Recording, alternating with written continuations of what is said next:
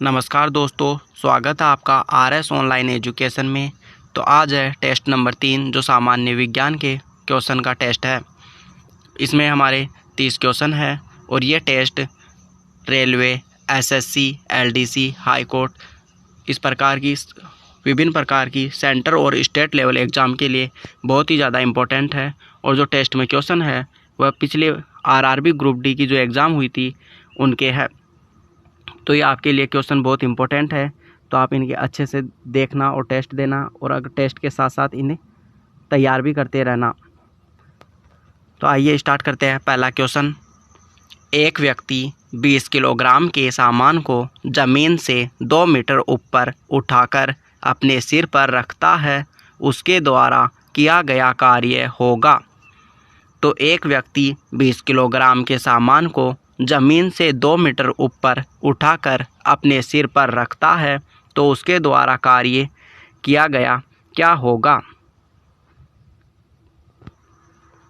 पहला ऑप्शन है 200 जूल, दूसरा ऑप्शन है 400 जूल, तीसरा ऑप्शन है 20 जूल और चौथा ऑप्शन है 40 जूल। तो इसका राइट आंसर हो जाएगा ऑप्शन नंबर 2, 400 जूल। तो जब कोई एक व्यक्ति 20 किलोग्राम के सामान को ज़मीन से 2 मीटर ऊपर उठाकर अपने सिर पर रखता है, तो उसके द्वारा 400 जूल कार्य होगा। आगे बढ़ते हैं।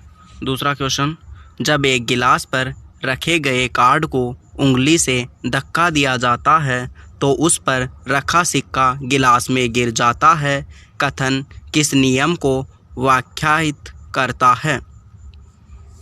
तो जब एक गिलास पर रखे हुए कार्ड को उंगली से धक्का दिया जाता है तो उस पर रखा सिक्का गिलास में गिर जाता है, कथन किस नियम को परिभाषित करता है या किस नियम को लागू होता है। तो बताइए इसका आंसर।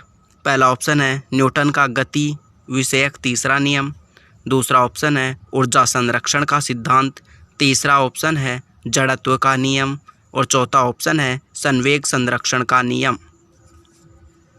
तो इसका राइट आंसर हो जाएगा ऑप्शन नंबर 3, जड़त्व का नियम। आगे बढ़ते हैं। क्वेश्चन नंबर 3, चंद्रमा पर किसी वस्तु का भार पृथ्वी पर उस वस्तु के भार का डैश होता है। तो चंद्रमा पर किसी वस्तु का भार पृथ्वी की अपेक्षा कितना होता है, यह बताना है। तो पहला ऑप्शन है 1/2, दूसरा ऑप्शन है बराबर, तीसरा ऑप्शन है 1/6 और चौथा ऑप्शन है 1/5।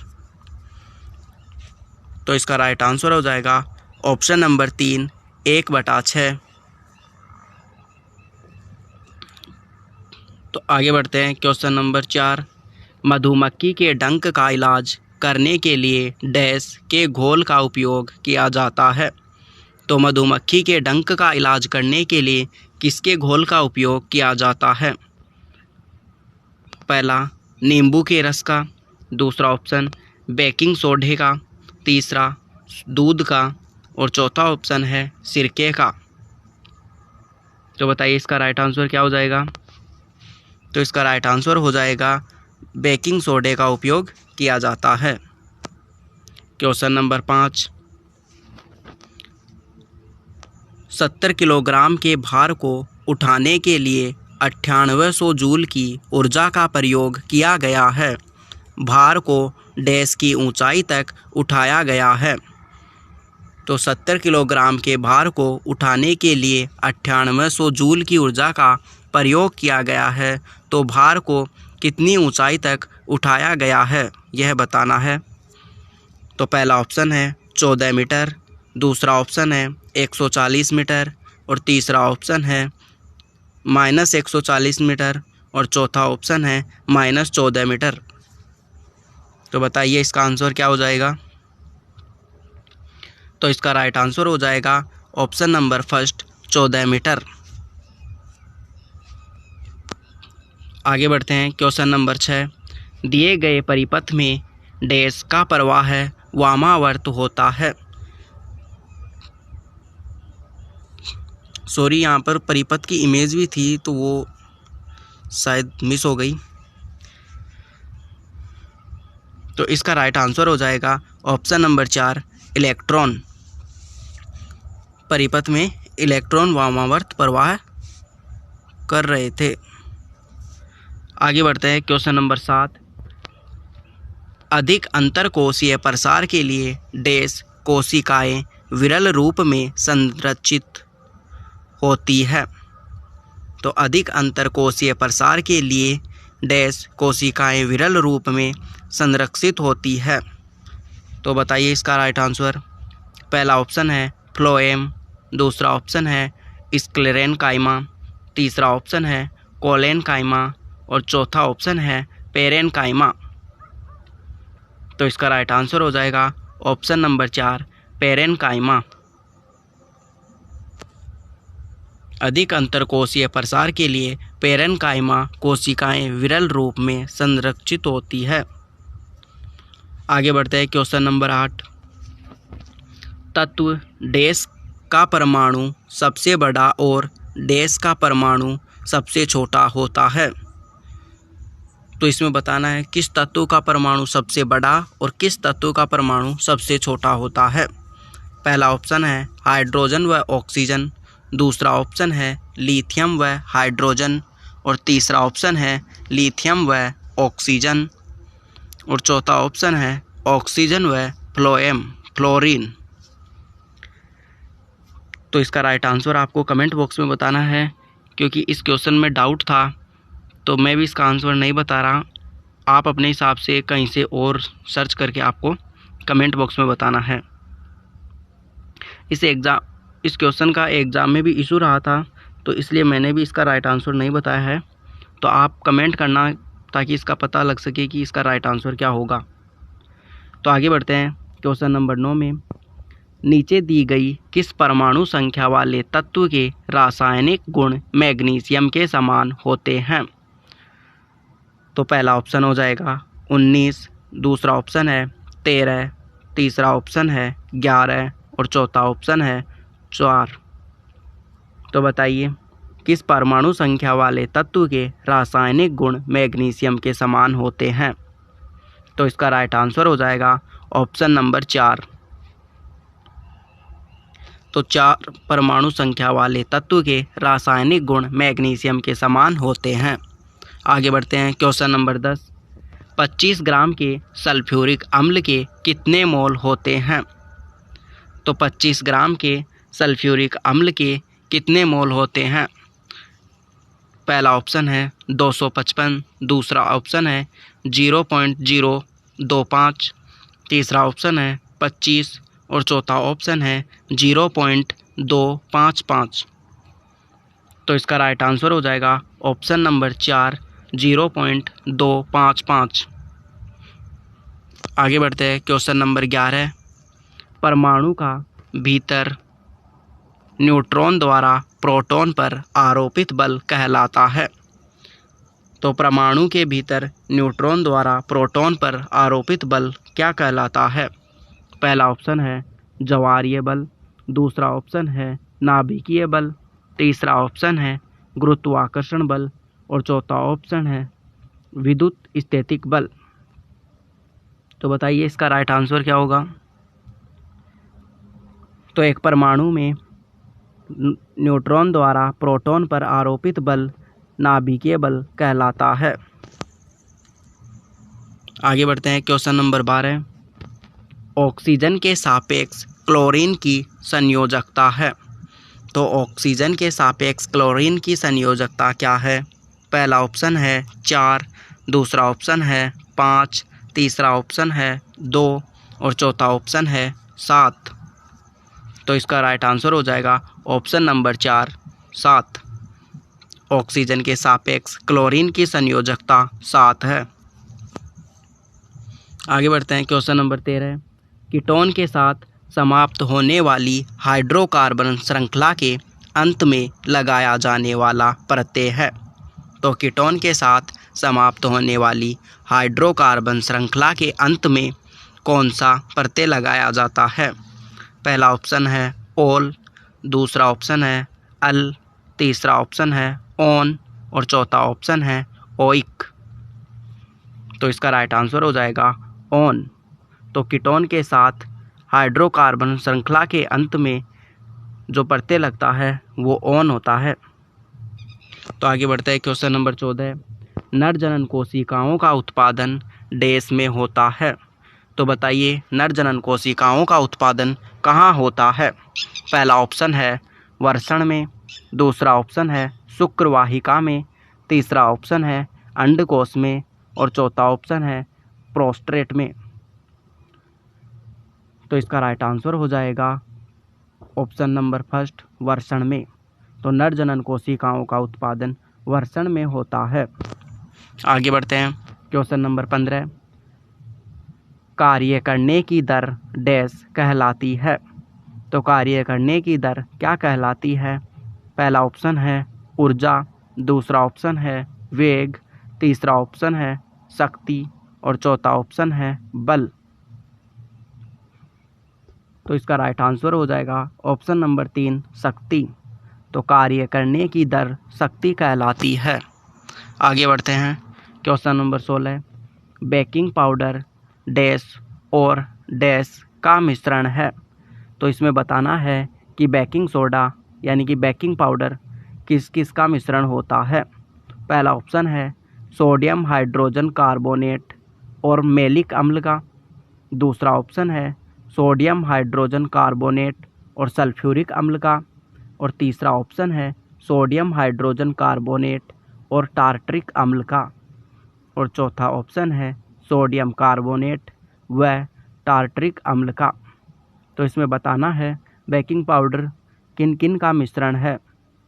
तो इसका राइट आंसर हो जाएगा option number 3 sodium hydrogen carbonate व टार्टरिक अम्ल का मिश्रण होता है बेकिंग पाउडर। आगे बढ़ते हैं क्वेश्चन नंबर 17।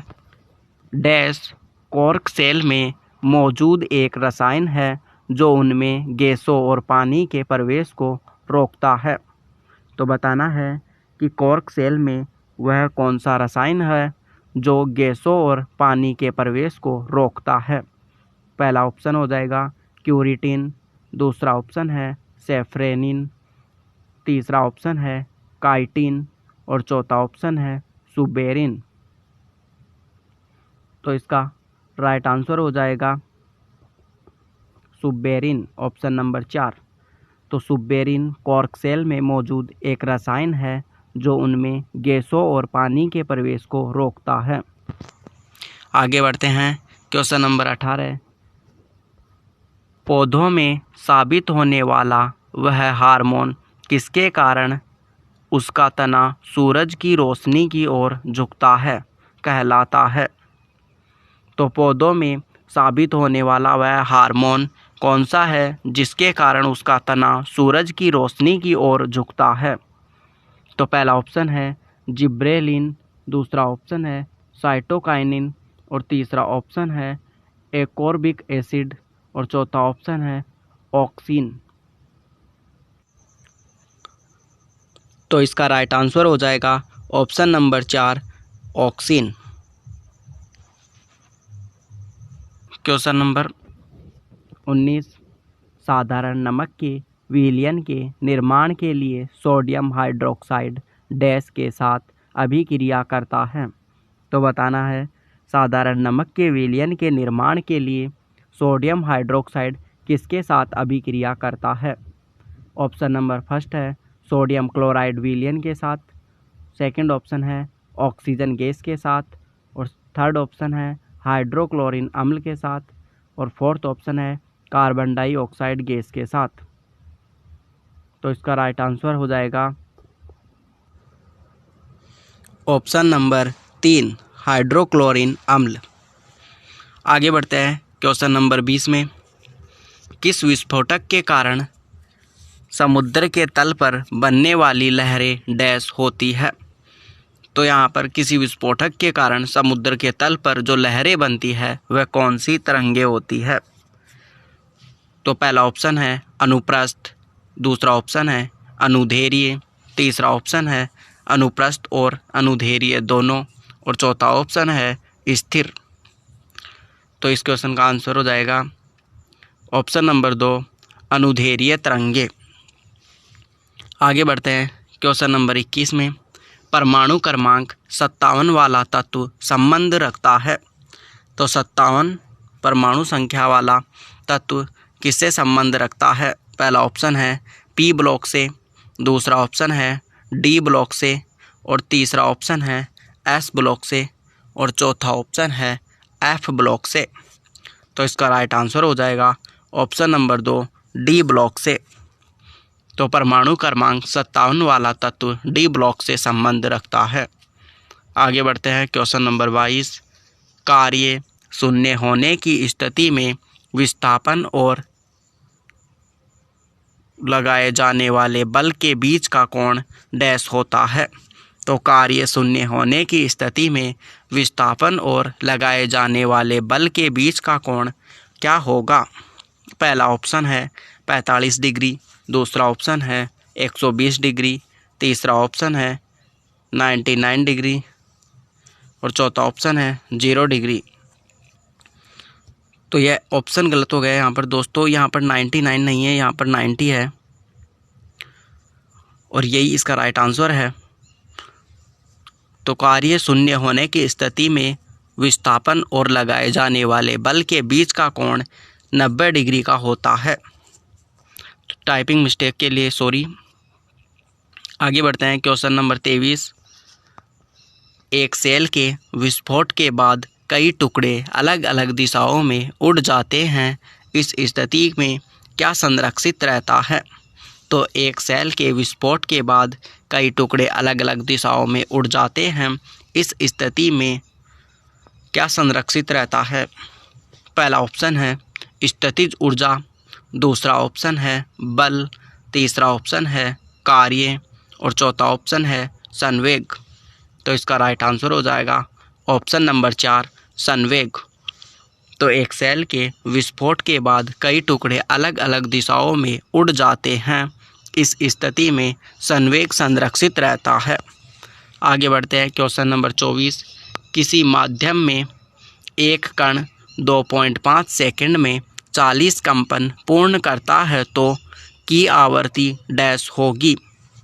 तो किसी माध्यम में एक कण 2.5 सेकंड में 40 कंपन पूर्ण करता है तो उसकी आवृत्ति क्या होगी? पहला ऑप्शन है 16 हर्ट्ज, दूसरा ऑप्शन है 8 हर्ट्ज, तीसरा ऑप्शन है 50 हर्ट्ज, और चौथा ऑप्शन है 25 हर्ट्ज। तो इसका राइट आंसर हो जाएगा ऑप्शन नंबर फर्स्ट 16 हर्ट्ज। तो किसी माध्यम में एक कण 2.5 सेकंड में 40 कंपन पूर्ण करता है तो उसकी आवृत्ति 16 हर्ट्ज होगी। क्वेश्चन नंबर 25, समूह डैश में निष्क्रिय गैसें होती है। तो किस समूह में निष्क्रिय गैसें होती हैं?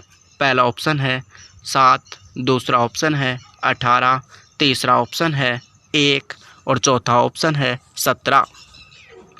तो इसका राइट आंसर हो जाएगा ऑप्शन नंबर सेकंड 18।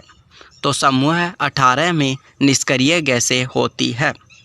आगे बढ़ते हैं क्वेश्चन नंबर 26, पहाड़ से गिर रहे किसी पिंड में होती है। तो पहाड़ से गिरते हुए पिंड में क्या होती है बताना है आपको। पहला ऑप्शन है गतिज और स्थितिज ऊर्जा, दूसरा ऑप्शन है गतिज ऊर्जा, तीसरा ऑप्शन है स्थितिज ऊर्जा, और चौथा ऑप्शन है घर्षण बल। तो इसका राइट आंसर हो जाएगा गतिज और स्थितिज ऊर्जा। तो किसी पहाड़ से गिर रहे किसी पिंड में गतिज और स्थितिज दोनों ऊर्जाएं होती है। आगे बढ़ते हैं क्वेश्चन नंबर 27, निम्न में से कौन सा लचीला और कोमल है?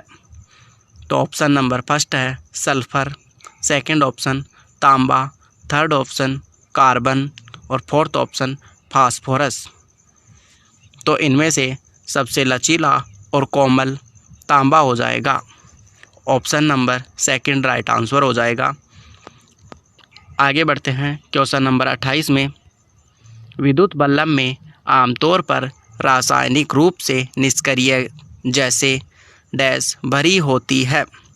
तो विद्युत बल्ब में आमतौर पर रासायनिक रूप से निष्क्रिय गैस कौन सी भरी होती है? पहला ऑप्शन है नाइट्रोजन, दूसरा ऑप्शन है क्लोरीन, तीसरा ऑप्शन है ऑक्सीजन और चौथा ऑप्शन है हाइड्रोजन। तो इसका राइट आंसर हो जाएगा ऑप्शन नंबर फर्स्ट नाइट्रोजन। तो विद्युत बल्ब में आमतौर पर रासायनिक रूप से निष्क्रिय गैस नाइट्रोजन भरी होती है। आगे बढ़ते हैं क्वेश्चन नंबर 29 में।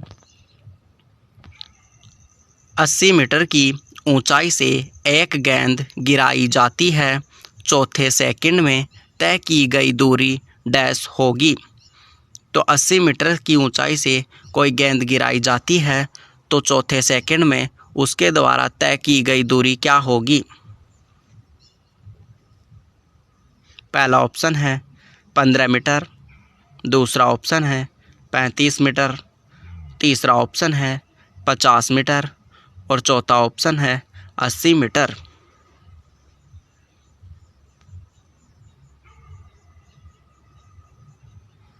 तो इसका राइट आंसर हो जाएगा 35 मीटर। तो सेकंड ऑप्शन इसका राइट आंसर होगा। आगे बढ़ते हैं क्वेश्चन नंबर 30 जो लास्ट क्वेश्चन है। निम्नलिखित प्लांट में से कौन प्लांट बॉडी है जो जड़ों, तनों और पत्तियों में अलग नहीं है?